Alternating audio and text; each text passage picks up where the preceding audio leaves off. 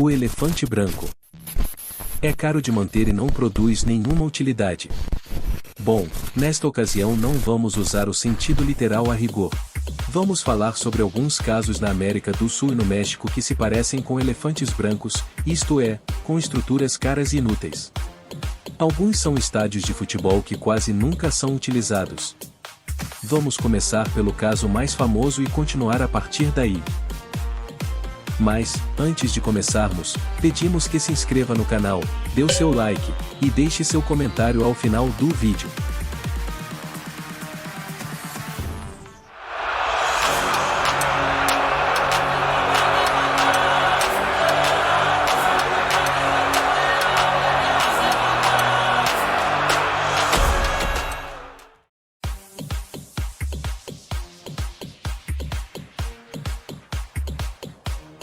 Obviamente, para o Brasil, cuja organização da Copa do Mundo de 2014 continua causando estragos até hoje, as consequências de sediar mega-eventos em países pobres são evidentes. O Brasil deveria considerar a prioridade em saúde e educação, em vez de realizar eventos do tipo. O que está claro é que o estádio Mané Garrincha foi inaugurado na cidade de Brasília, capital federal, e a partir desse evento constatamos o grande erro que é construir um recinto enorme, o segundo maior do país atrás do Maracanã, em uma cidade que não tem afinidade com futebol de primeira divisão, nem de Série B, nem de Série C, nem de Série D, nem de qualquer divisão com um mínimo de consideração, foi reconstruído. Custou cerca de US$ 1 bilhão para modernizá-lo e ampliá-lo para a Copa do Mundo, que já passou, deixando o estádio como um elefante branco gigantesco, sem sequer uma utilidade significativa em si mesmo. Sim, metade dos eventos serve para uma ou outra partida da seleção brasileira, e ocasionalmente é usado para finais da Copa do Brasil ou Supercopa. No entanto, como esses eventos são tão raros, acaba sendo um desperdício de dinheiro, um investimento que nunca será recuperado. Durante o ano, o estádio geralmente fica vazio, não importa o quanto o reformem, e é assim que nos pegam como trouxas. Continuando com o Brasil, vamos expandir mais, porque é o país dos elefantes brancos. Outro exemplo é a Arena Pernambuco, construída para a Copa do Mundo, localizada na cidade do Recife. Apesar de ser a cidade do maior time do Nordeste, o Sport Recife não é utilizada porque o clube já possui seu próprio estádio. A exceção é o ano de 2024, já que estão reformando seu campo, mas uma vez concluída, a Arena Pernambuco provavelmente ficará ociosa novamente. Bem, entre outras coisas, temos a Arena das Dunas em Natal, que está localizada no nordeste do país. É um estádio construído para a Copa do Mundo, sendo belo, moderno e com uma capacidade considerável. No entanto, está situado em uma região onde o futebol não é muito presente, o que também se aplica à Arena Amazônia em Manaus. Esta última é outra arena construída exclusivamente para a Copa do Mundo, igualmente bela, mas que provavelmente nunca será totalmente utilizada ou frequentada por times relevantes. Antes de prosseguirmos, por favor, curta e comente o que está achando do nosso conteúdo.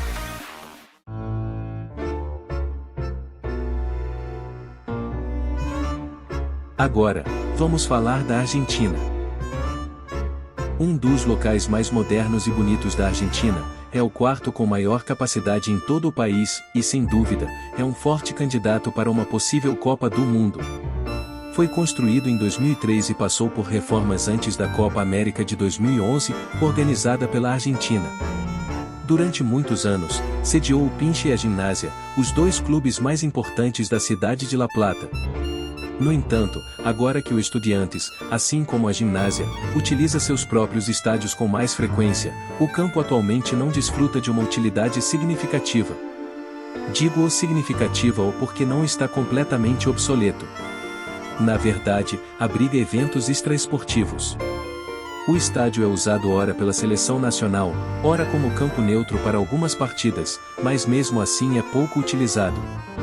O que ocorre é que a Argentina é o país na América Latina com mais estádios de propriedade dos clubes. Praticamente todos os clubes têm seu próprio estádio.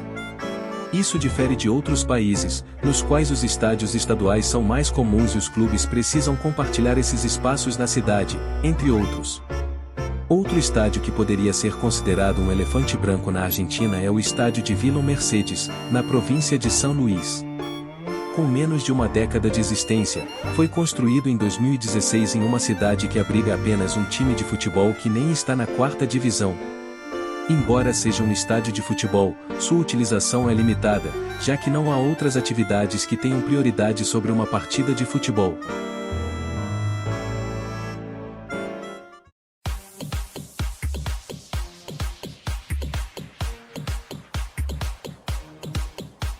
Vamos falar sobre a Venezuela, que é particularmente o caso mais marcante deste vídeo.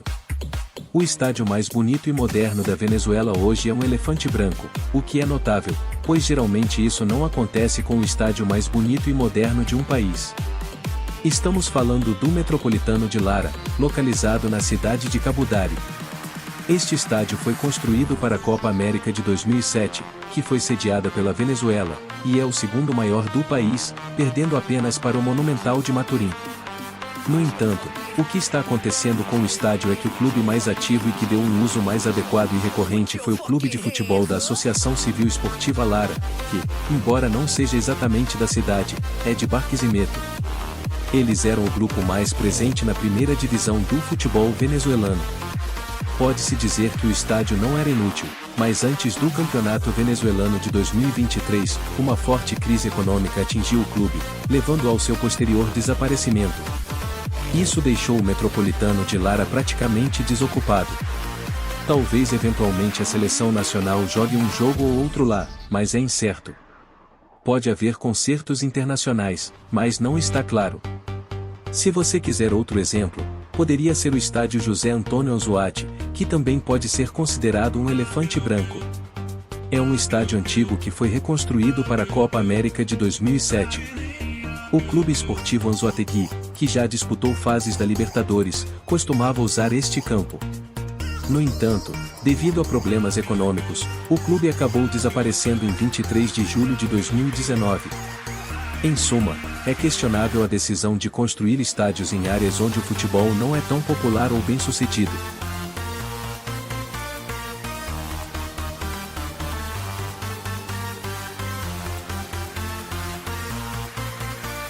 Continuamos com o Equador, e aqui temos o exemplo mais icônico e singular, por assim dizer, do estádio modelo Alberto Spencer, localizado na cidade de Guayaquil. Este local recebe o nome do maior jogador de futebol equatoriano de todos os tempos e está situado no coração da cidade. Estamos falando do segundo maior estádio de todo o país, ficando atrás apenas do Monumental de Barcelona. Nos últimos anos, desde meados de 2023 até 2024, tornou-se realmente um elefante branco. Se levarmos o termo ao pé da letra, não seria totalmente preciso, pois o estádio é usado para outras modalidades esportivas, como atletismo, e ocasionalmente promove eventos. No entanto, sua principal finalidade, especialmente nas décadas de 60, 70 e 80, era servir como palco principal da seleção equatoriana durante playoffs e partidas importantes. Mais tarde, a equipe mudou-se para Quito, no estádio Atahualpa. Além disso, o estádio modelo Alberto Spencer foi a casa do Emelec do Barcelona, até que este último construiu o Monumental na década de 90. O estádio entrou em declínio e abandono, até se tornar o que conhecemos hoje. É por isso que o termo elefante branco não se aplica literalmente, já que ainda recebe eventos e é a sede de times de menor expressão, às vezes da Série B. No entanto, sendo o segundo maior estádio do Equador e com tamanha carga simbólica, a subutilização é evidente. Em 2024, poucas atividades ocorrem ali além de jogos de futebol, deixando de aproveitar mais de 90% de sua capacidade.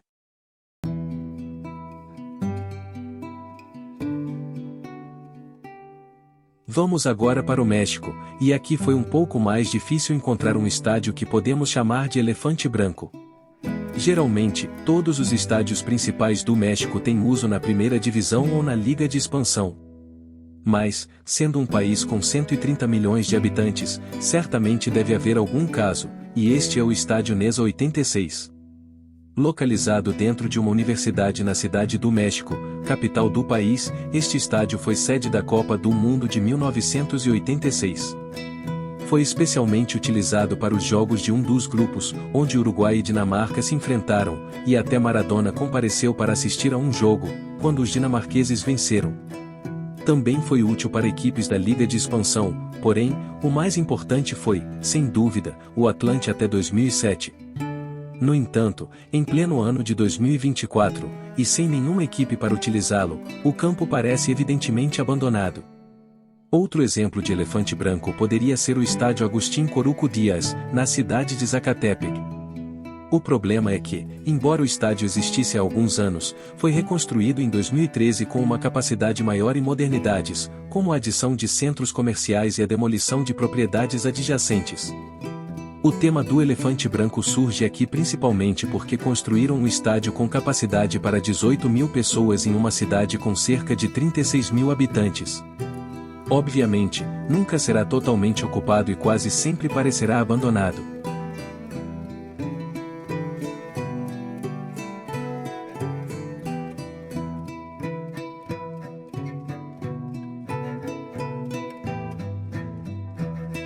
Vamos falar sobre o Peru, onde a maioria dos estádios pertence ao estado peruano. Existem apenas 2 equipes com seus próprios estádios. Dentro de todos esses estádios que posso mencionar, quase todos são utilizados de forma recorrente.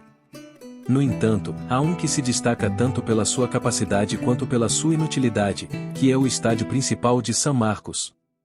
Localizado dentro da Universidade de São Marcos, este estádio era, até poucos anos atrás, o segundo maior do Peru, perdendo apenas para o Monumental de Lima, e consequentemente, também um dos maiores da América do Sul. Agora, ele está passando por reformas e teve sua capacidade significativamente reduzida. Portanto, os 3 principais clubes da cidade de Lima já têm seus próprios locais para jogar, incluindo o Estádio Municipal e o Estádio do Sport Boys.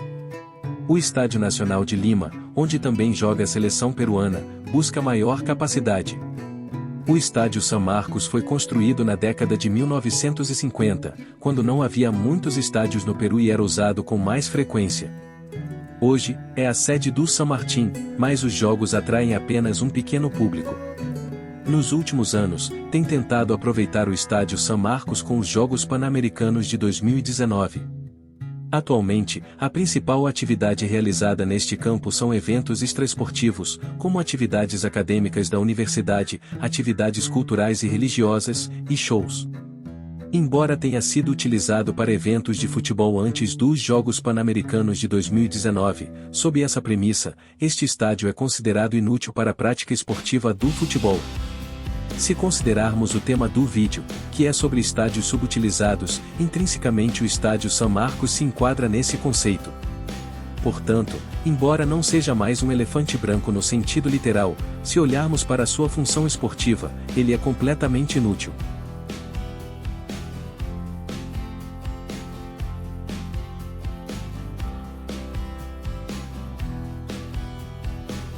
Agora, vamos falar sobre a Colômbia, que é semelhante ao Peru no sentido de que quase todos os estádios pertencem ao Estado colombiano, com apenas um sendo de propriedade privada, que é o Estádio Esportivo Cali.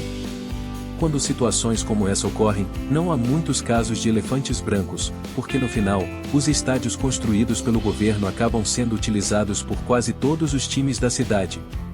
Após uma extensa pesquisa para encontrar um elefante branco na Colômbia, descobri o Estádio Eduardo Santos, localizado na cidade de Santa Marta, a cidade natal de Falcão, historicamente o lar do União Madalena, uma das equipes mais tradicionais do Caribe colombiano, e também do clássico histórico entre o Júnior de Barranquilla e o Barranquilla FC. De fato, neste estádio, você pode até encontrar uma estátua de um dos maiores jogadores de futebol da história da Colômbia, Carlos Valderrama. O Estádio Eduardo Santos passou por diversas reformas ao longo do tempo devido à sua deterioração. No entanto, em 2013, chegou ao ponto em que teve que ser fechado definitivamente devido às suas condições precárias. Como resultado, o União Madalena mudou para outro campo, e hoje em dia, essa instalação se tornou essencialmente um depósito de veículos, incluindo carros, motos, caminhões e até mesmo equipamentos de guindaste. Vamos para o Uruguai. Aqui não foi difícil encontrar elefantes brancos, pois é um país com uma população pequena que evidentemente construiu estádios onde nem todos têm o uso esperado. Podemos ir ao departamento de Paysandú e encontrar na capital o Estádio Artigas, o sexto maior do Uruguai, construído às vésperas da Copa América de 1995, organizada pelo Uruguai. Também é usado por times locais. O cerne do problema é que estamos falando de uma cidade com 77 mil habitantes e um estádio com capacidade para 25 mil pessoas. Obviamente, não há times suficientes para sequer preencher um quarto do campo do estádio. O único evento de destaque em toda a sua história foi a Copa América de 1995. Portanto, é indiscutivelmente um elefante branco. Atualmente, está sem utilidade, sem times. Entretanto, em 2024, parece que estão fazendo reformas, pois os uruguaios querem concorrer para serem os organizadores da Copa América de 2028. Vamos para o Chile. E aqui, o tema do vídeo praticamente chega ao fim, pois não encontramos elefantes brancos no Chile. A maioria dos estádios no país são pequenos e projetados para serem lotados, e não para serem monumentos gigantes em cidades pequenas. No entanto, se tivesse que escolher apenas um estádio, poderia mencionar o Estádio Regional Calvo e Bascunhã, localizado na cidade de Antofagasta. Este é o quinto maior estádio do Chile, reformado com milhões de dólares em um antigo território boliviano, e é usado pelo Deportes Antofagasta, que não é exatamente um time popular. Dessa forma, é pouco provável que o Deportes Antofagasta consiga lotar um oitavo deste estádio. Não estou afirmando categoricamente que seja um elefante branco. Por exemplo, eles deram ao Huachipato um estádio com capacidade para 10 mil pessoas, e relaxe, nada aconteceu. No entanto, esse estádio, que também é um dos melhores do país, parece ser demais para uma cidade tão pequena. Portanto, não daremos uma qualificação definitiva. Bolívia e Paraguai não têm casos de elefantes brancos, ou pelo menos não encontramos. Parece que seus estádios são adequados e necessários para a prática do futebol. Se gostou do vídeo, deixe o seu like. Compartilhe para que possamos produzir mais conteúdos e o YouTube reconheça a importância do nosso trabalho. Ative o sininho para receber mais notificações. Um forte abraço e até a próxima!